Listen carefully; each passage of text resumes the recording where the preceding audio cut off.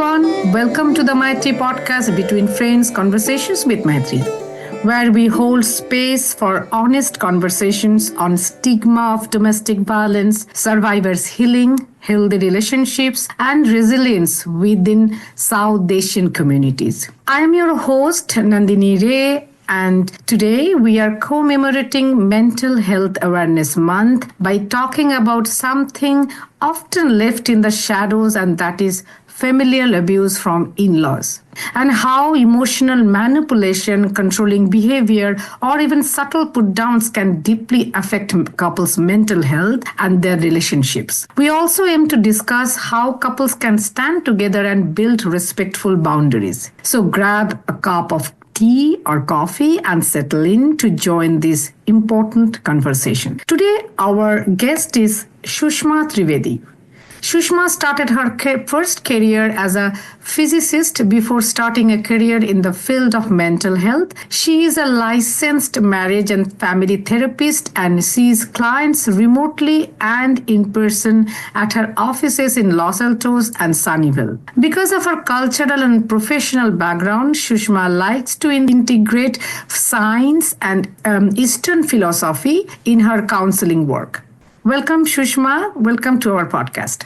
Thank you very much. Thank you for having me. Sushma, as you know, at Maitri, we work with survivors of domestic violence, and most of whom come from South Asian backgrounds. Like in many other communities, partner violence in ours is also rooted in misogyny, gender inequality, and power imbalances within intimate relationships. But there is another layer we see frequently, that the role of extended family, particularly in-laws, in influencing and at times even perpetuating abuse. So let's talk about this often overlooked dynamic. How do you define familial abuse from in-laws, and what are some less obvious forms it can take?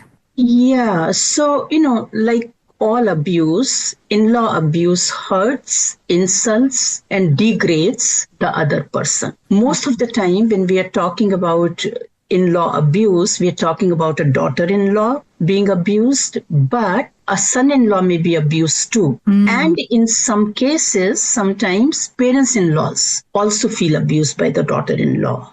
Now, in DV literature, the in-law abuse that happens in South Asian families, it comes under what they call patriarchal terrorism. And this is associated with the concepts of gender and power in society. And these give men the right to control women through force if they want.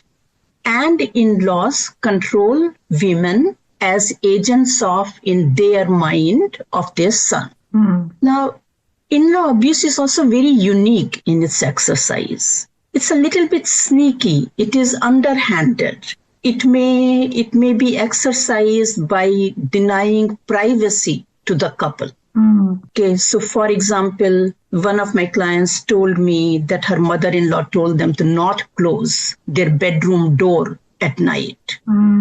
In another couple, when the parents came to visit and they were living in one bedroom apartment, they decided to give their bedroom to the parents so that parents could be more comfortable. The mother-in-law said, no, the son will sleep with the father in the bed so that they can be more comfortable, and the daughter-in-law will sleep with the mother-in-law. So for the 4 weeks that they were visiting, the husband and wife did not have any time together. In another case, the mother-in-law decided to rearrange the closet of the daughter-in-law without her permission or knowledge while she was at work. So there are a lot of boundary violation. These are all meant to tell the daughter-in-law that she does not own anything in the house, and the parents-in-laws can exercise all the control. In another case, they removed the pictures that the daughter-in-law had of her family on the walls and removed the pictures of her relatives and replaced them with the pictures of their own relatives, and told the daughter-in-law, this is your family now. So, and in all cases, the husband is really not able to intervene. In another case, her father-in-law would touch her inappropriately. If she went into the garage, he will follow her into the garage. And when she told her husband that, the husband insisted that she must have misunderstood. He basically said that, oh, my father would never do that. So she had nowhere to go after that. It's very, very sneaky, as I said. In another case, first night after the marriage, all the gold jewelry was taken from the bride. The sister-in-law took all the gold jewelry under the pretext of safekeeping the jewelry. And when she returned the jewelry, some pieces were missing. And when my client asked her that, what happened to that piece of jewelry, the sister-in-law pretended like she didn't know what she was talking about. And they've been married for many, many years, and she still does not know what happened to her jewelry. So these are a number of situations where the daughter-in-law feels she's abused, she's minimized, she's degraded, she's taken advantage of, and she has nowhere to go. But in many cases, the in-laws can feel abused too. One of my clients, a middle-aged woman, came and she was very anxious because her son was going to get married. She did not have a very good relationship with her husband, and her son was her anchor. And she was afraid that after his marriage, he won't have any time for her. So there are these relationships are very painful. And it's, how do you say that you're feeling lonely and alone and not supported? As you can see, the in-law abuse is pretty unique. There are some other examples of in-law abuse, and here the abuse and control may be exercised through excessive contact. So even when in-laws are not present and they are in India, there may be daily long phone calls. So what did you eat?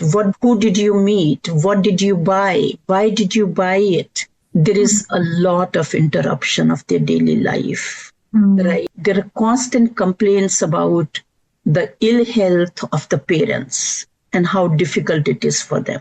There are constant complaints about cost of living, the constant reminders that husband is the Lord and Master. The sons may be asked to give expensive gifts to the sister and her family. They may be asked that, you've got so much money, you can buy a flat for your brother. The daughter-in-law is criticized incessantly. Her cooking is not good. Her housekeeping is not good. She's not a good parent. Her appearance is criticized. Her relatives are criticized. She's discouraged from meeting them. Her authority over her children and household help may be usurped. Her opinion is ignored. Any comments she makes are just ignored. She's treated like she's not there. She's treated like an outsider and not a part of the family. Her medical issues may be minimized. And if there are some medical dietary restrictions, they may be violated. The daughter-in-law may be criticized in front of other people. And furthermore, when in-laws are visiting, all socialization must include the in-laws. So basically, there is the autonomy and privacy of the couple is violated intensely. Yeah, you explained very clearly how in-laws play a vital role, directly or indirectly, to escalate partner abuse. And also, I like that point that how you talked about sometimes elderly parents can be abused by their children. Complex situation, and you are absolutely right that we even see many long-distance phone calls from in-laws instigate emotional verbal abuse, and in extreme cases even physical violence between partners. Absolutely. And one thing I want to say is that all these situations that we talked about, these are not one-off. Okay, these are not just, this particular client was facing it. Yeah. These are pretty systemic, We have also seen that women are told by their in-laws, you should have children now, or you should have sons because you have daughters. So we don't want a granddaughter, we want a grandson. So you have to have another child. Thank you so much for reminding me of it. This is very, very common. Yeah, whether you should have a child or you should not have a child, you're not ready for a child, but why did you get pregnant? Just it goes on. Yeah. So, Sushma, can you explain to our audience that how interference or control by in-laws affects a couple's mental health and relationships? Well, first of all, almost always the visits of the in-laws erode the love and intimacy in the couple's relationship. The amount of interaction between husband and wife goes down dramatically during the visits by the parents. Because parents are at home all day, and if the daughter-in-law is also working, then they only have the company of the son and daughter-in-law in the evening. And they basically monopolize the son. So daughter-in-law has no time with the husband at all. Sometimes what happens is that husband and wife, they become adversarial. And they become adversarial because the husband does not want to hear anything negative about his parents, partly because he does not know what to do about it. So he tries to justify their behavior by saying, oh, well, you must have misunderstood or you must have provoked them. So what happens is that it just creates this wedge between the husband and the wife. In fact, one of my clients told me that she came to me because she had a big fight with her husband because of what she said was her mother-in-law. And she said that the husband told her that she can leave, but she cannot touch the children. So these are some of the things that are very difficult to deal with. And it is because they're able to see how the relationship that was near perfect before the visit of the in-laws and how it deteriorated. And it can give rise to a lot of depression and anxiety. In fact, in both the partners. But the person who's abused is more susceptible. And the thing to remember is this, that it affects the whole family. Children do not like to see their mother unhappy. And depending on the age and temperament of the child may identify with the victim or he may identify with the perpetrator. If they identify with the perpetrator, they engage in bullying behaviors. And they may become perpetrators themselves when they grow up. If they identify with the victim, they feel hopeless, angry, and become depressed. So the pain crosses generational boundaries. Yes, I completely get it what you are talking about, but I would like to add here that there are many in-laws in our community, and I personally know many of them who create a beautiful home environment when they visit their sons or daughters here, and they are very good role models for their future generations. But not every families are like that. Not every in-laws are like that. You are also right that in many cases we see some unfair expectations have become so normalized in our culture that, for example, we still see many people feel uncomfortable or even angry when a daughter-in-law has to travel for work and the son is the one taking care of their home and children. And many couples actually don't even know if they're allowed to talk about these harmful expectations, whether cultural expectations or familial expectations. So it's very difficult for them to talk about these issues. So what do you think, what are the cultural or generational factors that make it so difficult to talk about this type of abuse in our community? Okay, so first of all, you said that you have examples of people who are really treating their daughter-in-law and the family very well. And both ways. Absolutely right. Yeah. Abuse does not happen in all families. Yes. There is probably 10% of the families where the abuse occurs, but that's 10% too much. Yes, of course. Right? So in 90% of the families, things abuse does not happen. We need to remember that. It's not like it's happening in every family. Yes. And that all families don't know how to interact. So we are only talking about families where abuse does occur. And we also need to remember that in in more families, abuse does not occur than the families that abuse does occur in. But now to the second point about what are the cultural and generational factors. If it is happening, Sushma, we must know how to talk about this issue. We must identify the cultural factors or generational factors that is making it difficult, right? So absolutely. And that is why we are talking today, right? Yes. Because we want more people to be aware of it so that they can identify abuse when it's happening and talk about it and do something about it. Now, think about it. If a child sees his mother in distress, most likely caused on account of mistreatment by her husband or in-laws, this child, when he sees his mother in distress, mother unhappy, he wants nothing more than to make his mother happy. And this feeling continues even when he's grown up. Now, as a grown-up man, if he sees conflict between his mom and his wife, he may be somewhat insensitive to his wife's suffering.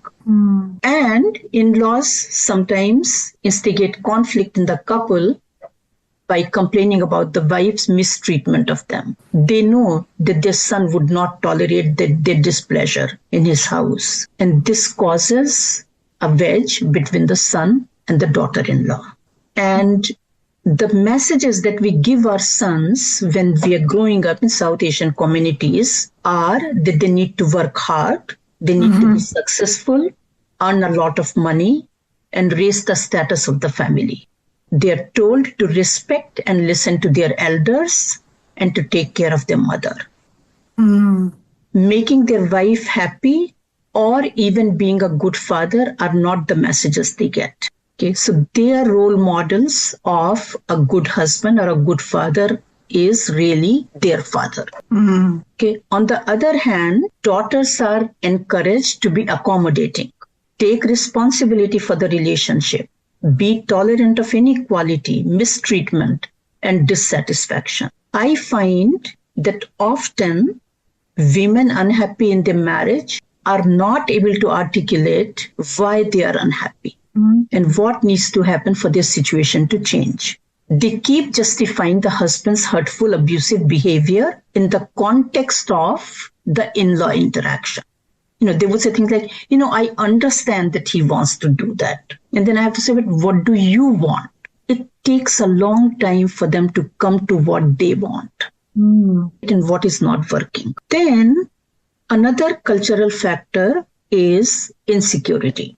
A vast number of Asian elders do not have any income after retirement. They're mostly dependent on their sons for their well-being. Daughter-in-law's influence on their son jeopardizes that sense of security. And hard as it is to say and to hear, their security may depend on the conflict between the son and the wife. And so some of the cultures, in addition, now one more factor, some of our Asian cultures degrade the daughter's place in home. The narratives that we hear are very degrading to women. A daughter is someone else's treasure. This narrative is very common in Indian families and it's very damaging. It makes a daughter feel like an outsider in her parents' home.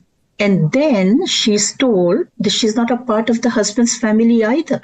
This gives rise to a pervasive fear of abandonment. Parents of the daughter may feel sad that their daughter's happiness depends on someone else.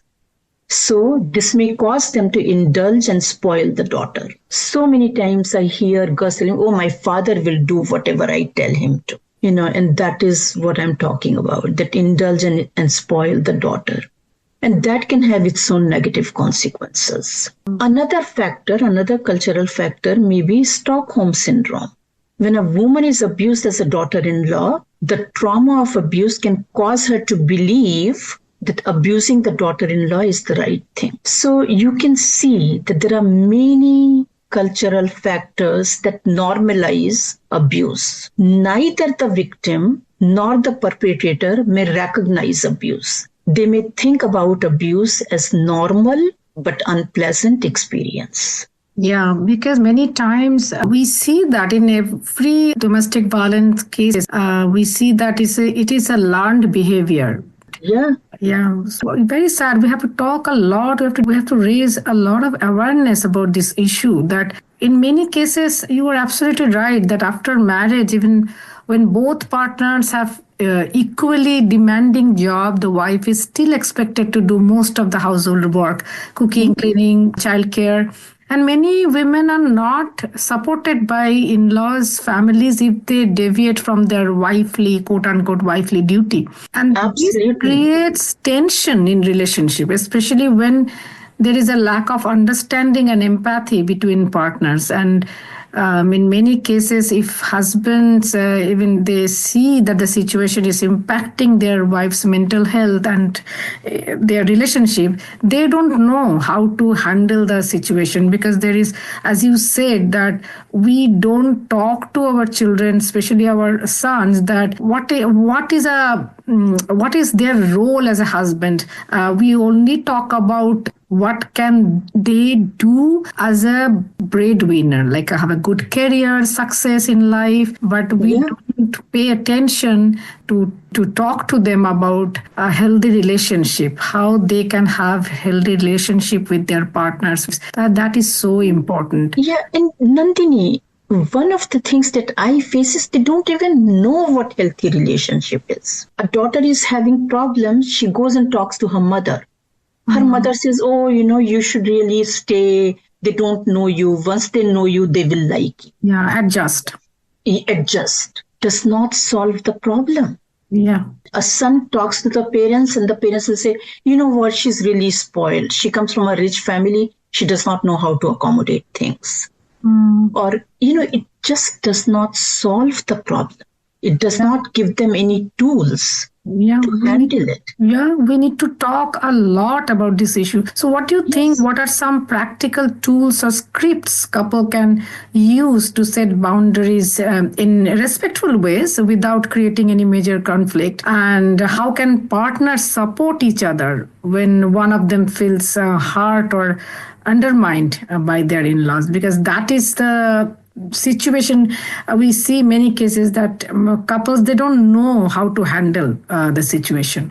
Yes, and in my work I find that a lot of time, a lot of people we deal with are highly educated. They are intelligent people. Domestic violence does not discriminate. It happens in all families of all socioeconomic status, educational level and everything, right?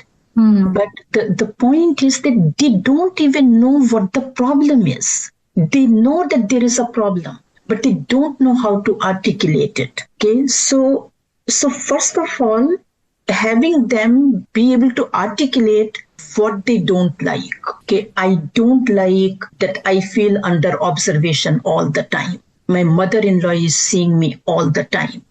If I'm on the computer, whether I'm reading email or I'm playing games. How I'm cooking, what clothes I'm wearing, I feel under observation and I feel judged. They do not know how to say it. They don't even know how to object to it. They don't know to say that I feel that my authority and my autonomy is being usurped, is affecting my control over my child, or I'm not able to manage my household my way. So the first thing is really for them to be able to articulate what is working and what is not working, to understand that, right? And once they are able to say it, then they can say, okay, how do I communicate that? So first articulate what the problem is, then first understand what the problem is, and then be able to articulate it, and then communicate it. And communicate it in a non-blaming, non-shaming manner.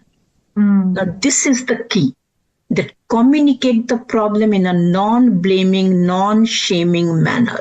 My mother-in-law is always looking at me. She's always observing me. No, I feel judged. I feel under observation. There is no blaming, no shaming.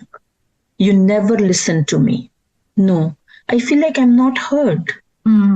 So that they need to learn that. So, I guess what I'm trying to tell you is that there are no magic formulas and there are no easy answers.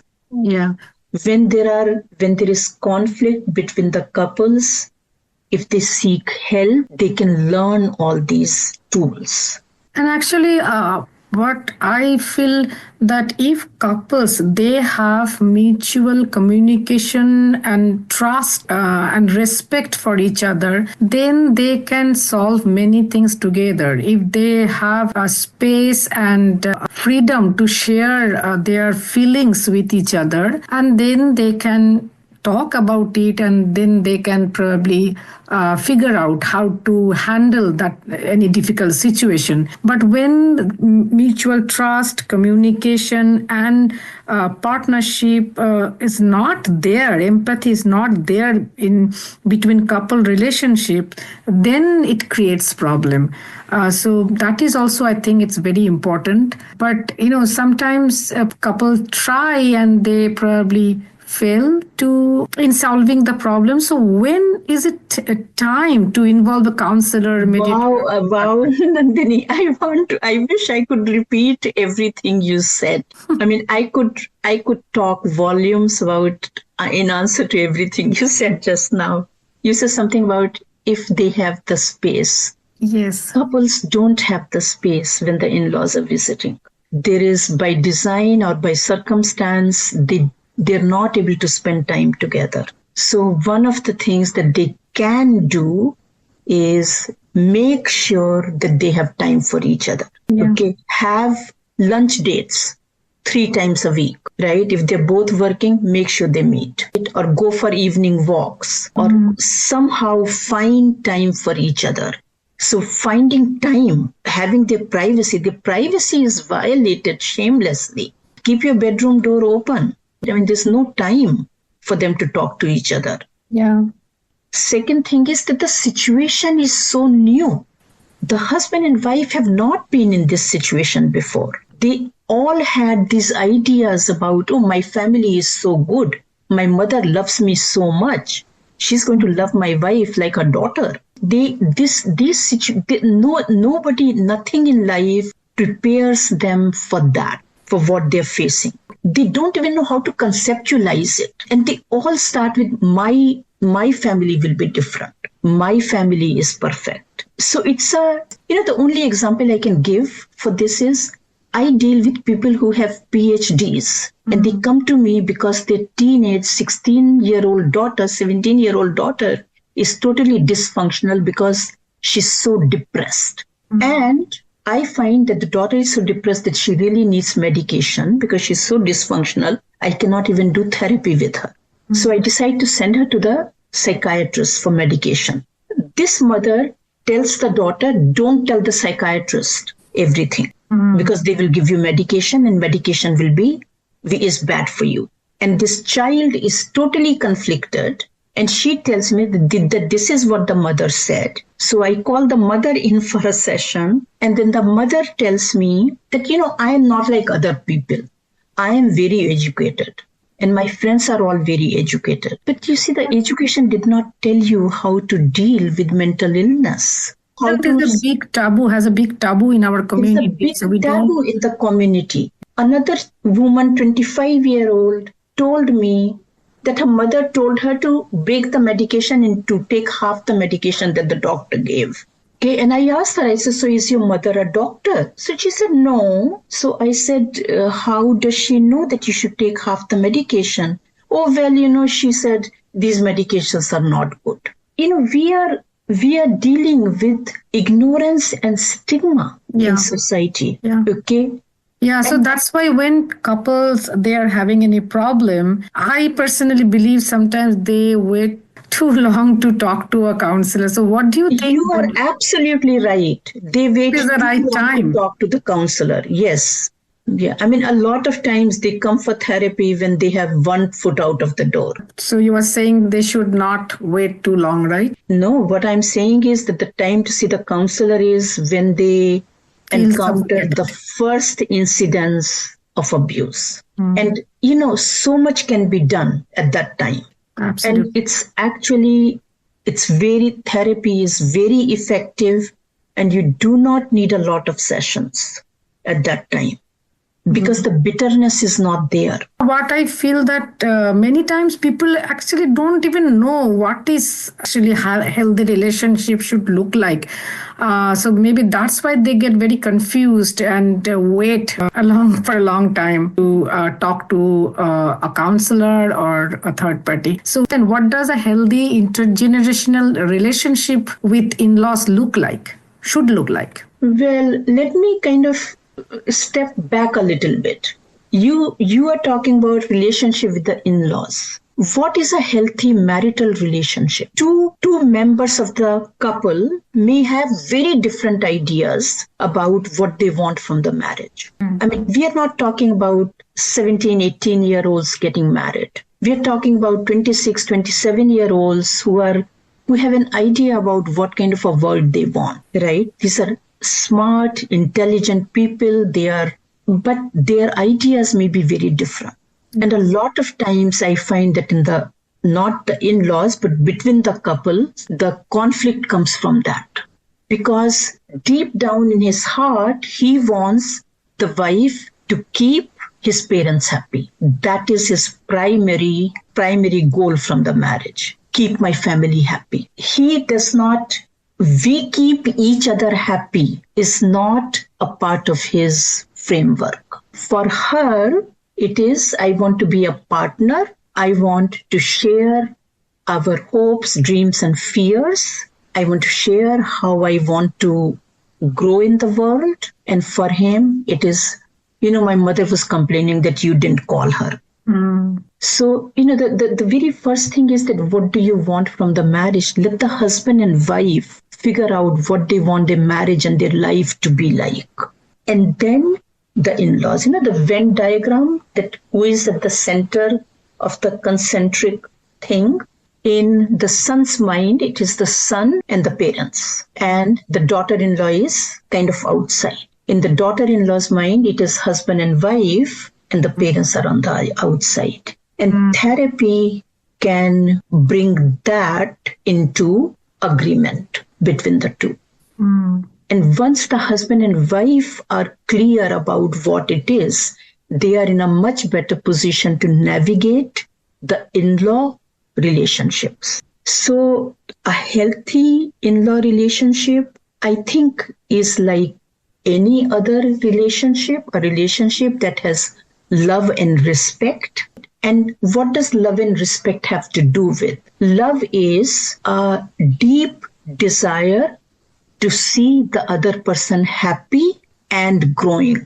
The person you love, you want them to be happy.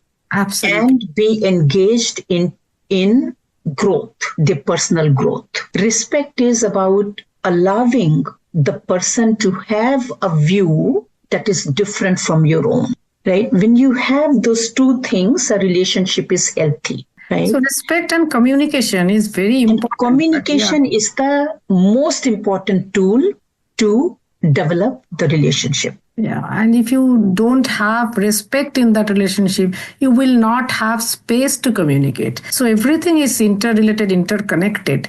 Absolutely. I'm so happy, Sushma, you are sharing so much today, and I'm 100% sure many listeners are connecting the dots. So do you want to share any tips on how all family members can do their part in creating a safe, loving, and nurturing home environment?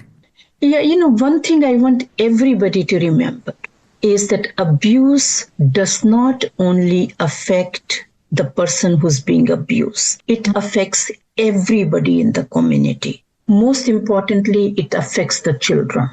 Okay, and when I say community, I'm talking about, think about it. If a daughter-in-law is being abused, you think that your son is going to be happy? No, definitely not. Do you think your children are going to be happy? Your grandchildren will be happy?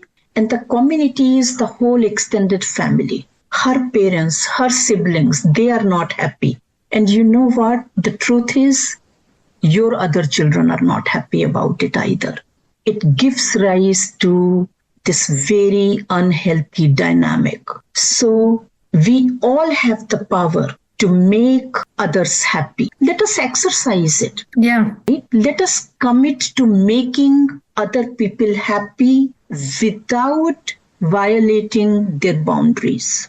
Do not hold grudges. And also, Sushma, who are abusing, or if you think about it, they are not also happy, right? Oh, no, they are not. They're not happy. Yeah, and the thing is that if it comes out of insecurity, abusing another person makes you more insecure. It does not bring security to you. It is this, there may be a fleeting sense, but it does not last. Yeah. And as you say that let's exercise it. Let's exercise how can we make each other happy? How can we have space where everyone feel valued, seen and heard? So everyone can exercise that. And it's such a great advice, Sushma. It's the truth, you know. We think it's kind of grandstanding. It may feel like, it's just a sentiment. No, it's not. It's actually truth. It's the true thing.